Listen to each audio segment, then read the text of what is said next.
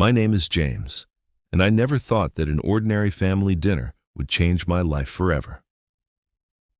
My father always used to say one thing: the most dangerous people are not enemies. They are the ones you trust. At that time, I didn't understand what he meant, but one day, everything became clear. It happened last autumn. We gathered at my aunt's house for a family dinner. Almost everyone was sitting at the big table: my mother, my brother Michael, my Aunt Laura, and her son Daniel. The house was old but cozy. A fire was burning in the fireplace, and everything looked so peaceful, as if this family had never had any problems. Until Daniel said one strange sentence: "James, do you already know?" I looked at him. "Know what?" He smirked and replied, "About your father's will." The room suddenly became silent. I looked at my mother. She looked as if she wanted to stop the conversation. "What will?" I asked. Daniel shrugged. "The document that says who will inherit your father's business." I frowned. Dad never talked about any will. But then Michael suddenly said, "Because you were never supposed to know about it." I turned to my brother. "What does that mean?" He calmly took a sip of water and said, "Father left the company to me." Those words sounded so calm, as if he were talking about the weather, but for me, it felt like a punch. My father's company was the work of his entire life, a small construction firm he had built for almost 30 years, and I had worked there with him for the last 5 years. I looked at Michael and couldn't believe it. "And you decided to tell me about it only now?" He shrugged. "I didn't have to explain anything," my mother suddenly said quietly. "James, your father decided everything himself." I could feel the anger starting to boil inside me, but that evening I didn't say another word. I just left. But 3 days later, something happened that no one expected.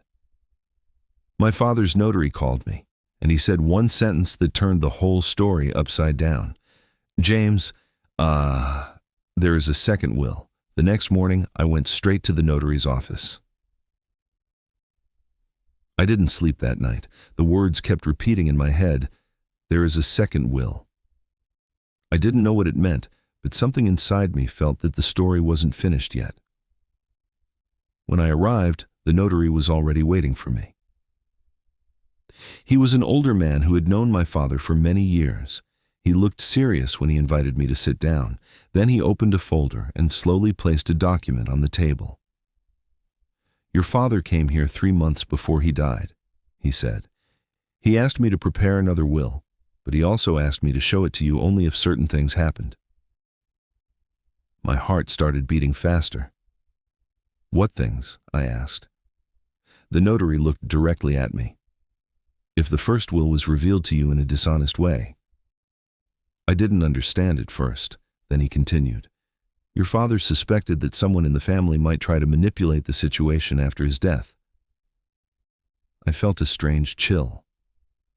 Then the notary pushed the document closer to me. "You should read it yourself." I picked up the paper and began to read. The first line immediately made my hands freeze. "If you are reading this, James, it means the truth finally needs to be known." My father explained that the will my brother talked about was real, but it was never meant to be final. It was a test. He wanted to see how people in the family would behave when money and power were involved. He wrote that the company was never meant to belong to only one person. In the final paragraph, he wrote something that changed everything. The real owner of the company will be the one who keeps the family together, not the one who tries to control it. Below that line was the final decision. The company was left to me. I sat there for a long time, staring at the document. The notary quietly said, "Your father believed you were the only one who truly cared about the family." Then he added, "But there is something else." He showed me another page. It explained that if someone tried to take control of the company through manipulation, the second will would automatically cancel the first one. At that moment, I finally understood what had happened. My brother didn't plan to tell me about the will. He wanted to take the company quietly, and make it look like it was my father's final decision. But now, the truth was in my hands. That evening, I called a family meeting. Everyone came: my mother, Michael, Aunt Laura, and Daniel. The atmosphere in the room was tense. Michael looked confident, as if nothing could stop him. I stood in front of the table and placed the document down. "What is that?" Michael asked. I looked at him and said calmly, "The real will." He laughed. "There is no other will." I pushed the paper toward him. "Read it." He started reading slowly. At first his expression didn't change, but then the confidence disappeared from his face. The room became completely silent. My mother covered her mouth in shock. When Michael finished reading, he looked at me and said nothing. For the first time in my life, I saw that he had no control over the situation. Then I said the only thing that needed to be said. Dad didn't want someone who wanted power. He wanted someone who protected the family. And that day, everyone in the room finally understood something important. Money can divide a family in a single moment, but the truth always finds a way to return. After that meeting, everything changed. Michael left the house without saying a word. My mother sat quietly at the table, and I could see that the truth had hurt her more than anyone else. She never believed her sons could stand on opposite sides like this. For the next few days, the house felt heavy with silence. Then something unexpected happened. Michael came to the office of our father's company early in the morning. I was already there reviewing old contracts when he walked in.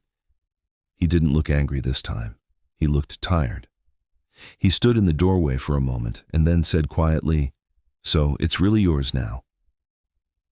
I closed the folder and looked at him. It was never about ownership. It was about responsibility.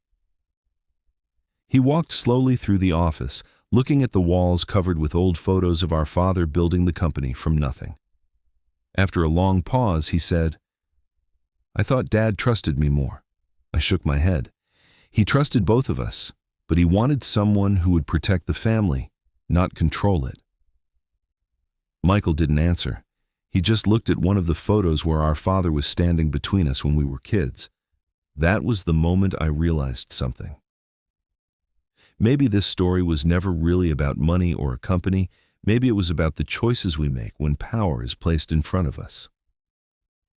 Before leaving, Michael stopped at the door and said one sentence: "Take care of what he built."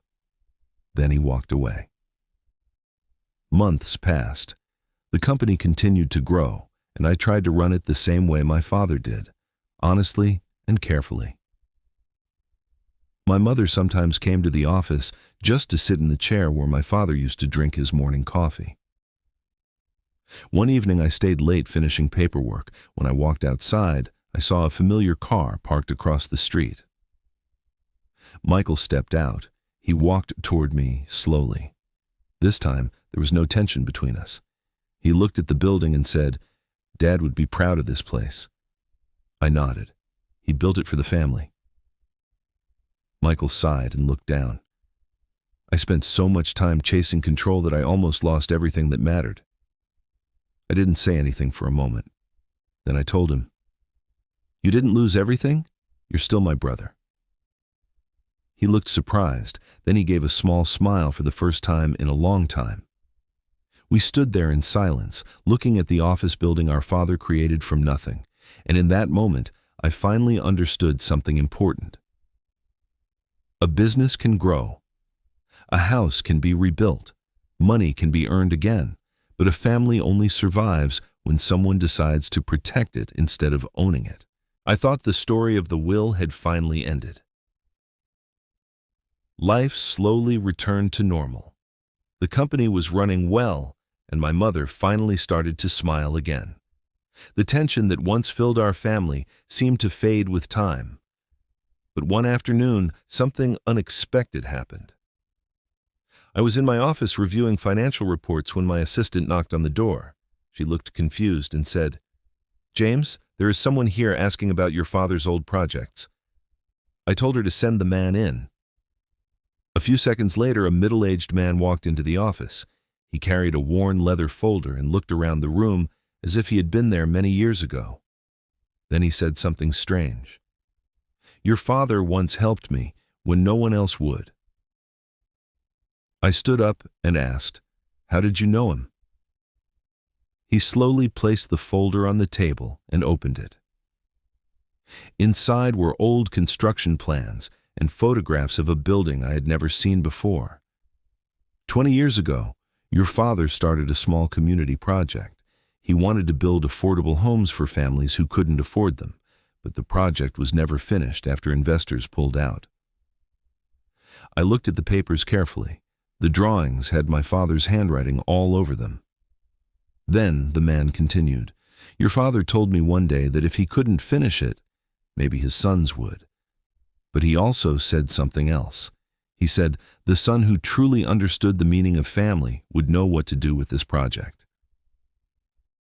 I felt a strange weight in my chest. At that moment, I understood that my father's plans had always been bigger than money or business. He wanted to build something that helped people.